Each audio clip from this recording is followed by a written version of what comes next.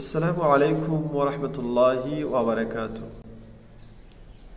যারা নামাজের ফরজ সম্পর্কে অবগত না, রোজা সম্পর্কে অবগত না, নিজের আপন স্ত্রীর হক সম্পর্কে অবগত না, নিজের সন্তানের হক সম্পর্কে অবগত না, তারা তো নির্বুধ বোকা, এবং তারাই তো ধর্মের ভিতরে রাজনীতি আছে না নাই এই সম্পর্কে তারা কখনো অবগত হতে পারে না, এবং তারাই বলবে যে ধর্মের ভিতরে রাজনীতি নেই।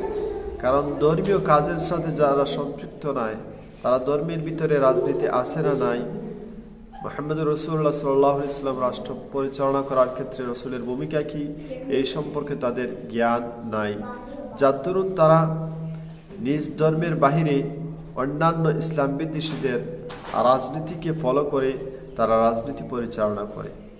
এরা প্রকৃতপক্ষে ইসলাম বিরোধী রাজনীতির দ্বারা কখনো ইসলামের কোনো সফলতা আসতে পারে না, মুসলমানদের নিরাপত্তা আসতে পারে না, বরং যুগ যুগ ধরে মুসলমানরা নির্যাতিত, নিপীড়িত, লাঞ্ছিত, অপমানিত, অপদস্থ এবং মানুষের উপর অন্যায়, অবিচার, জুলুম, অত্যাচার ছাড়া বিকল্প আর কোনো কিছু ইসলাম বিরোধী কোনো রাজনীতি পৃথিবীর ইতিহাসে দিতে পারে নাই।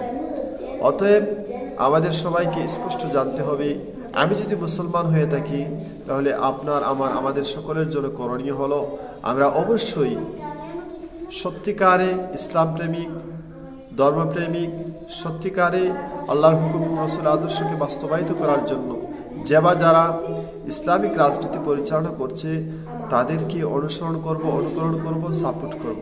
আল্লাহ রাব্বুল আলামিন আমাদের সবাইকে সত্যিকারে ধর্মপ্রেমিক, আল্লাহর হুকুম এবং রাসূলের আদর্শকে বাস্তবায়িত করার তৌফিক দান করুক। আসসালামু আলাইকুম ওয়া রাহমাতুল্লাহি ওয়া বারাকাতুহু।